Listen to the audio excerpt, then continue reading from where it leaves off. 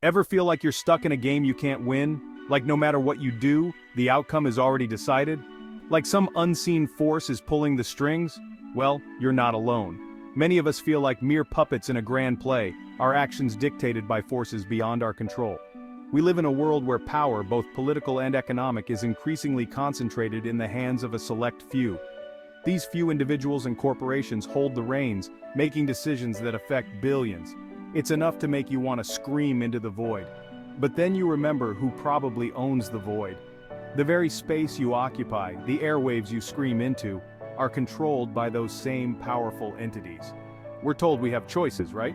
Choices that supposedly define our freedom and individuality. Pick a political party, a brand of coffee, a flavor of the month. But how different are these choices, really? Are they genuine options or just illusions of diversity? But scratch beneath the surface and you'll find the same old power dynamics at play. The same few entities pulling the strings, ensuring that no matter what you choose, the outcome benefits them.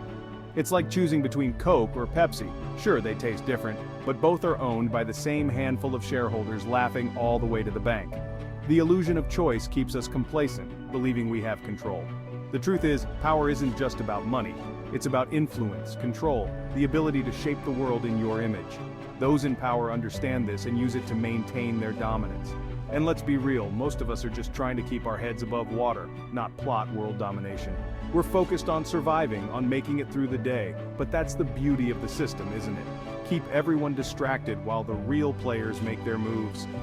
Distract us with entertainment, with trivial choices, while the real decisions are made behind closed doors. Keep everyone distracted while the real players make their moves. The game is rigged, but the illusion of choice keeps us playing, keeps us believing we have a say. History is littered with empires built on the backs of the many, ruled by the few. These empires, often glorified in textbooks and tales, were essentially vast machines of exploitation. From the pharaohs of ancient Egypt to the Roman emperors, the story remains the same: amass wealth, consolidate power, crush your enemies. These rulers were not just leaders, they were symbols of absolute authority and control. It's a tale as old as time itself. The cycle of power and subjugation seems almost inevitable, a recurring theme in the annals of history. Think of Louis XIV, the Sun King of France. His reign epitomized the zenith of monarchical extravagance and absolute power. This guy built himself a palace so lavish, so over the top, it makes modern billionaires look like they're living in a studio apartment. The Palace of Versailles wasn't just a home, it was a statement of unchallenged dominance. And where did the money for Versailles come from? You guessed it, the sweat and toil of the French peasantry. The common folk, burdened with taxes and labor, funded this opulence. Fast forward a few centuries, and the names change, but the game remains the same. The faces of power may evolve, but the underlying dynamics of exploitation persist. Today it's not kings and emperors, but CEOs and politicians calling the shots. These modern rulers wield immense influence over economies and societies. They might not wear crowns or carry scepters, at least not in public, but make no mistake, their grip on power is just as real. The tools of control have changed, but the essence of authority remains unaltered. Remember learning about the Roman Republic in history class? How it was supposed to be this shining example of democracy and civic virtue? Yeah, well, that didn't last long, did it? As Rome grew in power and wealth, so too did the influence of a select few families. These weren't your average Roman citizens either. They controlled vast fortunes, commanded legions, and whispered sweet nothings into the ears of senators. Sound familiar?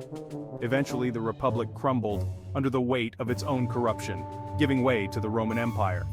And who was there to pick up the pieces? The same wealthy elites who'd been pulling the strings all along? It's enough to make you wonder if history is a circle, or just a broken record player stuck on repeat.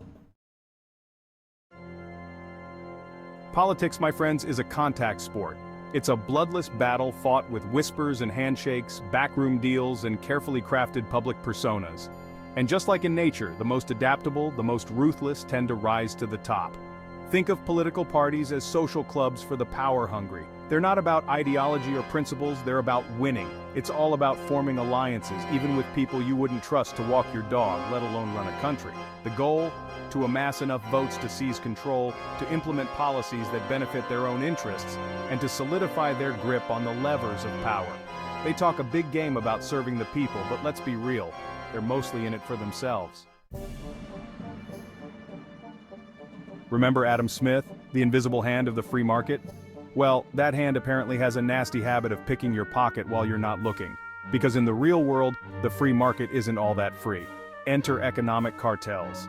These are groups of corporations, often in the same industry, that collude to manipulate prices, stifle competition, and maximize profits. They're like the mafia, but with better suits and a PR team. Think about it. Ever wonder why gas prices seem to skyrocket at the slightest hint of trouble in the Middle East? Or how airlines manage to stay afloat when they charge an arm and a leg for baggage fees? It's not magic, my friend, it's the invisible hand of the cartel at work.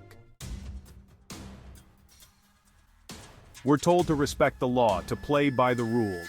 But what happens when the people who write the rules are the same ones rigging the game? The wealthy and powerful understand a simple truth. Laws are like cobwebs, strong enough to catch the small fry but easily brushed aside by the big players. They hire armies of lawyers to exploit loopholes, lobby for favorable legislation, and ensure that the system works to their advantage. Meanwhile, the rest of us are left to navigate a labyrinthine bureaucracy, burdened by regulations designed to keep us in check, not to empower us. It's enough to make you want to throw your hands up and say, "Forget it, I'm becoming a hermit and living off the grid." The Romans knew it, and so do the powers that be today. A distracted populace is a compliant populace. Keep them entertained, keep them consuming, keep them arguing amongst themselves, and they'll never notice who's really calling the shots. Enter the age of endless entertainment. We've got reality TV, social media, 24/7 news cycles, all vying for our attention, all designed to keep us glued to our screens and tuned out from the real world. It's like living in a constant state of sensory overload where critical thinking goes to die. And while we're busy arguing about the latest celebrity scandal or viral video, the real issues, the ones that actually impact our lives, get swept under the rug. It's the oldest trick in the book, and it's still working like a charm. History is full of revolutions, moments that capture the imagination and the spirit of the people. These are times when the oppressed rise up to overthrow their oppressors, driven by a desire for freedom and justice. But here's the kicker. More often than not, the new boss is the same as the old boss, just with a different face and a new PR team. Think of the French Revolution. They chopped off the king's head, stormed the Bastille, and declared liberty, equality, fraternity for all. It was a moment of triumph, a beacon of hope for a new era. But then what happened? Napoleon came along, crowned himself emperor, and plunged Europe into decades of war. The dream of a new just society was quickly overshadowed by the reality of power struggles and conflict. It's a cautionary tale about the cyclical nature of power. Revolutions create a vacuum, and nature abhors a vacuum. Someone is always waiting in the wings to seize control, to fill the void left behind. This pattern isn't unique to the French Revolution. Look at other historical examples, from the Russian Revolution to more recent uprisings in the Middle East. The faces change, but the underlying dynamics often remain the same. It's enough to make you wonder if real change is even possible, or if we're all just stuck on a merry-go-round of oppression.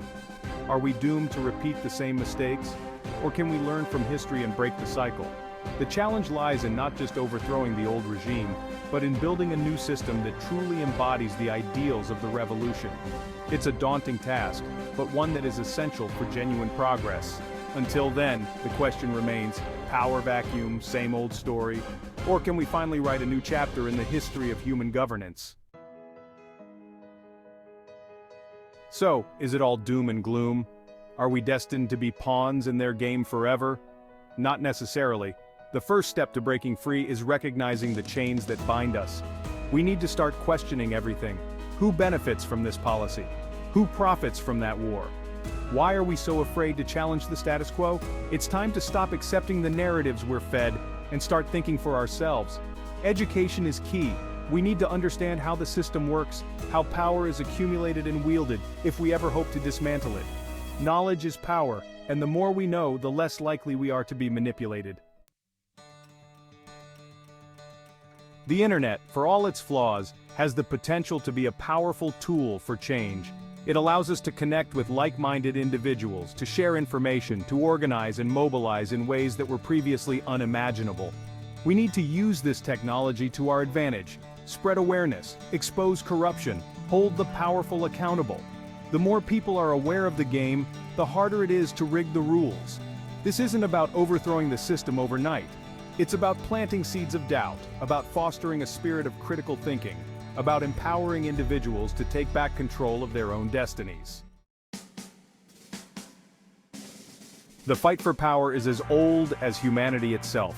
It's a constant push and pull, a delicate dance between those who seek to control and those who yearn to be free. There will always be those who crave power, who seek to dominate and exploit, but there will also always be those who resist, who fight for a better world, who refuse to be pawns in someone else's game. The future is not predetermined. It's a blank canvas, waiting for us to paint our vision upon it.